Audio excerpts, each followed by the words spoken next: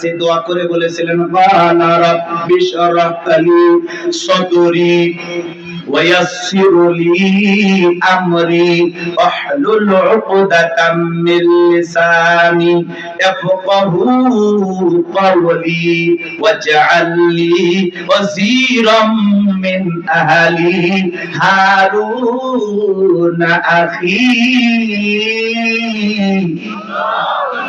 দেখে বলেন হে আমার রব আমার বক্ষকে প্রশস্ত করে দাও, আমার কাজকে সহজ করে দাও, জিহ্বার জড়তাকে দূর করে দাও, যাতে সহজে আমার কথা মানুষেরা বুঝতে পারে। আর আমার পরিবারের মধ্য থেকে আমার ভাই হারুনকে আপনি নবুয়ত দান করেন, তার কণ্ঠটা ভালো, সে স্পষ্ট ভাষায় কথা বলতে পারে। আল্লাহ ডেকে বলে পয়গম্বর দোয়া মঞ্জুর হয়ে গেল, তোমার ভাই হারুনকেও তোমার দোয়ার কারণে নবুয়ত দান করলাম। যাও দুইজন মিলে ফিরাউনের দরবারে দাওয়াত দাও। পয়গম্বর মুসা আলাইহিস সালাম তার ভাই হারুন আলাইহিস সালামকে নিয়ে ফিরাউনের দরবারে চলে গেল। সেই কথা আল্লাহ রাব্বুল আলামিন বলেন ওয়াকালা মুসা ইয়া ফিরাউন ইন্নী রাসূলুম মির রাব্বিল আলামিন। মুসা আলাইহিস সালাম ডেকে বলেন হে ফিরাউন, আমি বিশ্বের রবের পাঠানো একজন রাসূল। হাকিকুন আলা আল্লাহ আকুলা আলা আল্লাহি ইল্লাল হক কদ জিতুকুম বিবাইয়িনাতিন মির রাব্বিকুম ফাআরসিল মাইয়া বানি ইসরাঈল। পয়গম্বর ডেকে বলেন আল্লাহর ব্যাপারে সত্য ছাড়া মিথ্যা কিছু বলবো না। হে ফিরাউন, আমি আল্লাহর পাঠানো একজন রাসূল, আল্লাহর ব্যাপারে সত্য ছাড়া মিথ্যা কিছু বলবো না। বনি ইসরাঈলের দাসত্বের ধুমাধীর জীবন থেকে মুক্ত দাও, ওদেরকে মুক্ত করে আমার সঙ্গে যেতে দাও। ফিরাউন তখন কি বলেছিল জানেন? ক্বালা ইন কুনতা জিতা বিআয়াতিন ফাআতি বিহা ইন কুনতা মিনাস সাদিকিন। ফিরাউন দেখে বলে তুমি যে নবী, স্পষ্ট কোন দলিল বা প্রমাণ যদি তোমার কাছে থাকে সেটা আমাদের সামনে উপস্থাপন করো, যদি তুমি তোমার দাবিতে সত্যবাদী হয়ে থাকো। ফিরাউনের কাছে নবী দাবি করলো, প্রমাণ দেখতে চায়। আর কত ভণ্ডপীর আল্লাহওয়ালা দাবি করে আমরা প্রমাণ দেখতে চাই না। কথা বলেন এ ভাই, 10-15 মিনিট চাইছি না? বসেন বসেন, মজা পাবেন, শেষ ফিনিশিংটা দিয়ে যান। কোরআনের কথা মজা লাগে না? এত কত ঘটনা শুনেলাম, এখন দেখেন কত মজা। সুবহানাল্লাহ। প্রত্যেক আয়াত তেলাওয়াত করেন, আপনারা সব পাবেন। আমাদের ঈমানটা বাড়ায় দিবেন তিনি কে? যাদাতুহুম ঈমানা। কোরআন শুনলে ঈমানটা বৃদ্ধি পায়। সুবহানাল্লাহ। আমার ভাইরা, আল্লাহর পয়গম্বর মুসা আলাইহিস সালামের কাছে কয়টা মুজিজা আছে বাজান? প্রমাণ কয়টা আছে? 2টা। লাঠি ফেলালেন, সাপ হয়ে গেল। বগল নিচে থেকে হাত বের করলেন, কি সুন্দর ঝলমলে আলো প্রদর্শন করলো। এই দৃশ্য দেখার পরে তারা বলে ক্বালাল মালাউ মিন কওমি ফিরআউনা ইন্না হাযা লাসাহিরুন আলীম। ফিরাউনের সমস্ত এমপি মন্ত্রী যারা ছিল, এমপি মন্ত্রী পরিষদ পর্যায়ের লোকেরা, সমস্ত লোকেরা ডেকে বলে ইন্না হাযা লাসাহিরুন আলীম, নিঃসন্দেহে ছেলেটা মস্ত বড় জাদুকর, নবী দেখায় মুজিজা। আর ওরা বলে জাদু, কারণ ওই সমাজে জাদুর ব্যাপক প্রচার প্রসার ছিল। কথা কি বুঝাইতে পারলাম? নবীর মুজিজা ওদের কাছে জাদুর মতোই মনে হলো। গভীর মনোযোগ দিয়ে কথাগুলো শুনবেন। এইবার ফিরাউন এমপি মন্ত্রী সবাইকে ডেকে বলে, এই ছেলে জাদু দেখায়, ভীতি প্রদর্শন করে আমার ক্ষমতার চেয়ার দখল করতে চায়, আমাদেরকে দেশ থেকে বিতাড়িত করতে চায়। তোমরাই বলো এই ছেলের বিরুদ্ধে কি ব্যবস্থা নেওয়া যায়? সমস্ত লোকেরা ডেকে বলে নেতা, আপাতত এই ছেলে আপনার ভাইকে আপনি যেতে দেন, ওদের সঙ্গে আমরা একটা খেলা খেলবো। ওরা যেহেতু জাদু দেখাইছে, দেশে তো আর জাদুকরের অভাব নাই, নির্দিষ্ট একটা দিন বলে দেওয়া হোক, ওই দিন ওই ছেলের সাথে আমরা জাদুর খেলার মোকাবেলা করব। নবী মুসা আলাইহিস সালাম হারুন আলাইহিস সালামকে তারা বিদায় করে দেওয়ার পরে তারা কি করলো? ইয়াতু বিকুল্লি সাহিরিন আলিম, শহর বন্দর থেকে দক্ষ দক্ষ জাদুকর ফিরাউনের দরবারে উপস্থিত করলো। সমস্ত জাদুকররা ফিরাউনের দরবারে উপস্থিত হয়ে বলে, নেতা, আপনার শত্রু মূসাকে যদি পরাজিত করতে পারি আপনি আমাদেরকে কি পুরস্কার দিবেন, বেনিফিটটা কি, লাভটা কি, আমাদের বিনিময়ে পাবোটা কি? তখন ফিরাউন যে পুরস্কার দিতে চেয়েছিল আল্লাহ সেই কথা বলেন, ওয়ালা নাম ওয়া ইন্নাকুম লামিনাল মুকাররাবিন। সেদিন ফিরাউন ডেকে বলে, তোমরা যদি আমার শত্রু মূসাকে পরাজিত করতে পারো এই দরবার হবে তোমাদের বসবাসের জায়গা, এখানে তোমরা থাকবা, আরামায়েশ করবা, কোনদিন তোমাদের কোনো সমস্যা হবে না, তোমরা সবাই হইবা আমার কাছের লোক। নেতা যদি বলে তুমি আমার লোক, আমার দলের লোক, আর কিছু লাগে? নেতাই কথা রাতকে দিন করা যায়, নিরপরাধ মানুষকে পুরস্কার দেওয়া যায়, ইমাম মুয়াজ্জিনকে ধরে নিয়ে যা মিথ্যা মামলা দিয়ে জেলখানায় ফাঁসানো যায়, কারণ ওর পিছনে আছে নেতার হাত। কথা কয় না, নেতার কথায় রাতকে কি করা যায়, দিন করা যায়। শোনেন বাজারে, শোনেন, জাদুকররা খুশি হয়ে গেল। যারা রাস্তাঘাটে জাদু দেখে, আরে যদি রাজপ্রাসাদে জায়গা পায় আর কিছু চায়? মানুষের স্বপ্ন কি একটা বাড়ি ঘর, আবার ফিরাউনের কাছের লোক হয়ে রাজপ্রাসাদে থাকবে। জাদুকররা সবাই খুশি। এবার খেলা দেখার জন্য ময়দান প্রস্তুত। হাজার হাজার জাদুকররা উপস্থিত হয়েছে। মুসা আলাইহিস সালাম, হারুন আলাইহিস সালামকে নিয়ে উপস্থিত হয়েছে। এটা হলো সেমিফাইনাল খেলা, এরপরই ফাইনাল। শুনুন শুনুন, কষ্ট হচ্ছে? হাজার হাজার দর্শক চলে আসছে। ফিরাউনের জাদুকর ডেকে বলে, নবী মুসা, জাদুর তন্ত্র মন্ত্র বান আগে আমরাই নিক্ষেপ করব না, তুমি নিক্ষেপ করাবা। মুসা আলাইহিস সালাম ডেকে বলে, ওস্তাদের মাস্টার সাথে এই কথাগুলো আছে বাজার, লম্বা হবে, আমি লম্বা করব না, সংক্ষিপ্ত করে বলে দেয়া যায়। এইবার তারা জাদুর বান নিক্ষেপ শুরু করলো। বাঘ বানাইছে, ভাল্লুক বানাইছে, রশি বানাইছে, মানুষের চোখে মুখে পর্যন্ত জাদুর বান নিক্ষেপ করেছে। জাদুর তন্ত্র মন্ত্র নিক্ষেপ করতে করতে ওদের চালান পাতি শেষ। মানে জাদুর খেলা দেখাবে এরকম আর একটা মন্ত্র জানা নেই, সব শেষ। তখন ডেকে বলে, ও নবী মুসা, আমাদের জাদু দেখানো শেষ, তুমি দেখাও।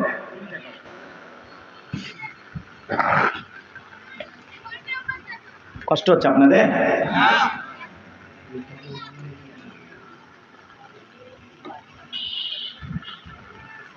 কষ্ট হচ্ছে? বিরক্ত হয়েছেন? শুনে যান, মজা আছে। আমার ভাইয়েরা, দিল দিয়া কথাগুলো বোঝার চেষ্টা করবেন দাদা।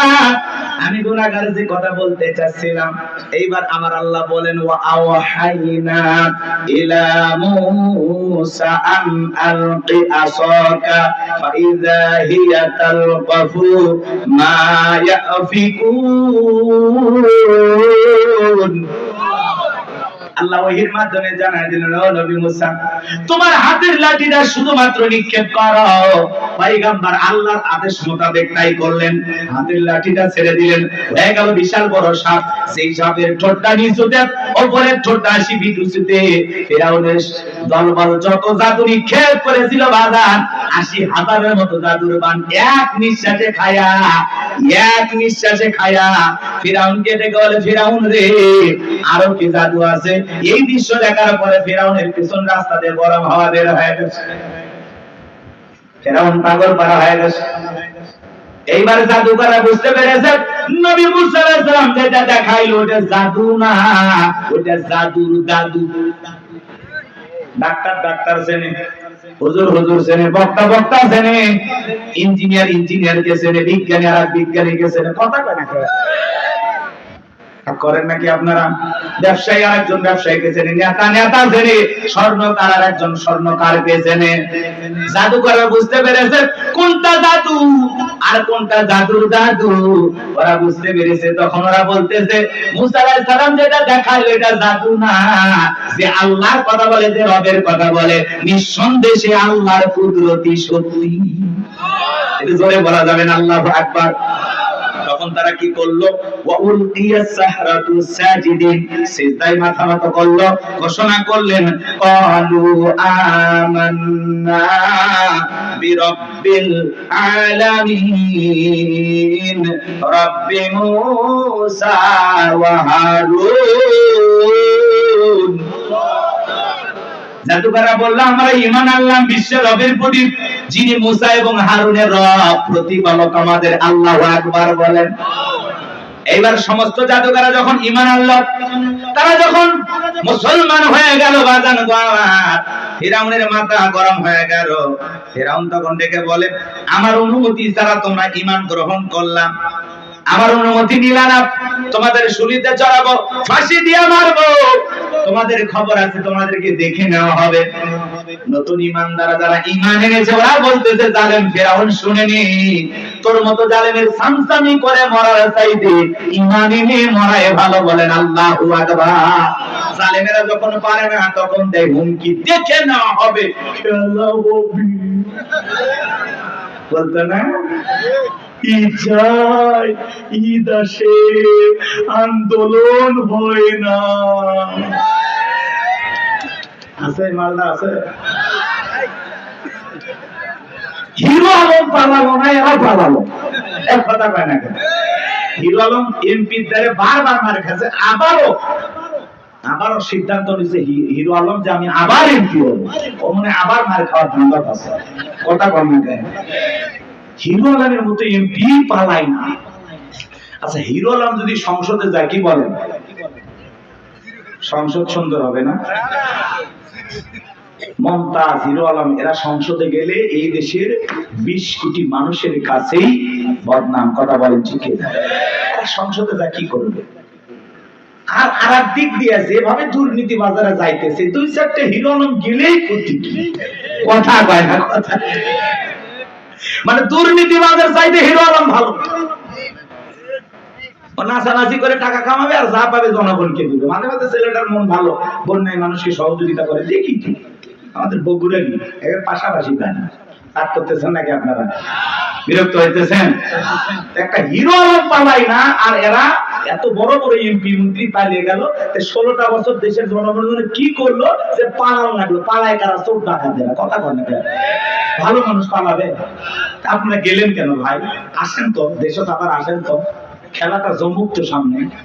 কথা কয় না কেন? মন্ত্রীরা সব কোথায় গেল?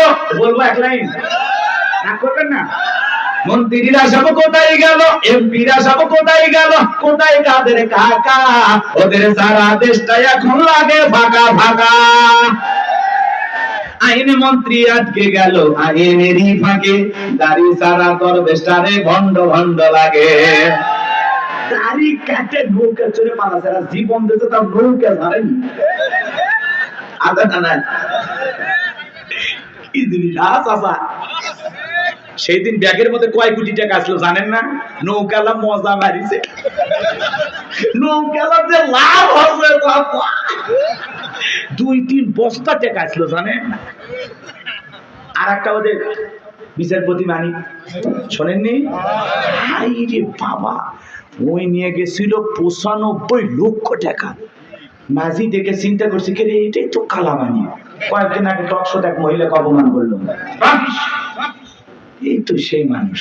বুঝবার পারে টাকা পয়সা সব নিয়ে ঘাটো দেশে নামে দিয়েছে। ওই কলার পাতা তো শুতে আসছিল। এরা আবার আলেমদের তালিকা করেছিল, 116 জন আলেমের তালিকা সারা দেশে। তার মধ্যে আমার রোল নাম্বার ছিল 23। আমার মতো গাইবান্ধার মফিজ বক্তা আমাকে ওরা সিরিয়ালে রাখছে। কি ওয়াজ করার জন্য জানেন? এই পূজা আর বৈশাখ নিয়ে ওয়াজ করার কারণে।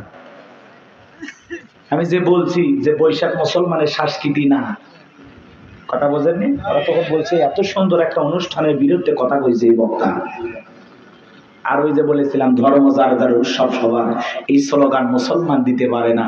হিন্দুদের উৎসব হিন্দুদের, মুসলমানের উৎসব সবার হতে পারে, কিন্তু অমুসলিমের উৎসব শুধু তাদের। খ্রিস্টানদের উৎসব খ্রিস্টানের, মুসলমানের উৎসব মুসলমানের। ধর্ম যার উৎসব তার। এই কথা বলে অনেক ওয়াজ করছি, ওইদিকে যাওয়ার সুযোগ নেই। ওরা মনে করেন সেই 12 পৃষ্ঠা না 13 পৃষ্ঠা আমার পুরো ওয়াজ কপি করে লিখছে, যা করাও যে আমার ওয়াজ শুনছে। আমি খুবই খুশি হয়েছি। আর 116 জনের মধ্যে যে আমারও রাখছে, এতে খুশি হয়েছি না? খুশি হয়েছি, ওদের ধন্যবাদ। তাহলে বোঝা গেল দেশের রাম বাম নাস্তিকেরা আমাদের কথা শোনে, ওদেরকে ধন্যবাদ জানাই। শুনতে শুনতে একদিন ওরা আল্লাহ আল্লাহ হয়ে যাবে। কথা বল ঠিক না? দাড়ি সারা দরবেশটারে ভণ্ড ভণ্ড লাগে। পালকের ঝলকের পলকের ঝলকের নামিয়ে নেদের ঢাকা ওদের যারা দেশটা এখন লাগে ফাঁকা ফাঁকা ডায়লগ দিত পালাবো না পালাবো না যায় না তাদের দেখা ওদের সারা দেশটা এখন লাগে ফাঁকা ফাঁকা কোথায় গেল সংসদেতে মমতাজের গান কোথায় গেল হযরত ওয়ালা স্বামী মুসলমান 70 রাকাত তাহাজ্জুদ করতে বিরাট বড় আল্লাহর ওলি দাবি করত 5 আগস্টে 24 সালে ভাগ্যে কি আছে আল্লাহর ওলিরা জানতো না রাখলি করছে 41 আল্লাহ 24 তোদের জীবনের খাতা আমরা তো ভেবে নিয়েছিলাম মৃত্যু পর্যন্ত এটা থামাবি কে এরকম ধরেই নিয়েছিলাম কিন্তু যা খেলাইছে আসমানের মালিক খেলাইছে আমরা কিছুই করিনি কথা কয় না আমরা কিছু করছি কিচ্ছু করিনি খালি 7 তারিখে রাস্তার নামছি আর 5 তারিখে পতাকা নিয়ে মিছিল করছি সত্যি তাই নয় কথা কয় না গো এই 7 তারিখে আপনারা সবাই রাজপথে নামেননি অধিকাংশ মানুষ নামছিলেন বউ বাচ্চা সবাই মিলে নামছিলেন আর দেখেন একদিন নামাতে সব উল্টে গেছে পরে আর ওইদিকে না যায় কষ্ট হচ্ছে আপনারা এই জায়গায় দেখেন আসল লোকের পতনটা ঘটে দেই চলেন সামনের দিকে যায় কষ্ট হচ্ছে নাকি আপনাদের একটা তাকবীর দেন লিল্লাহি তাকবীর দলে দলে মানুষ কালেমা পড়ে মুসলমান হতে লাগলো মুসা আলাইহিস সালামের উম্মতের সংখ্যা বেড়ে যেতে লাগলো ফিরাউন রাগান্বিত হয়ে বলে না এমনটা চলতে দেওয়া হবে না সে তখন বিশাল বাহিনী নিয়ে আল্লাহর পয়গম্বর মুসা আলাইহিস সালাম এবং তার উম্মতদেরকে হত্যা করার জন্য বাজান বিশাল একটা বাহিনী নিয়ে তাদেরকে আক্রমণ করেছেন মুসা আলাইহিস সালাম তার উম্মতদেরকে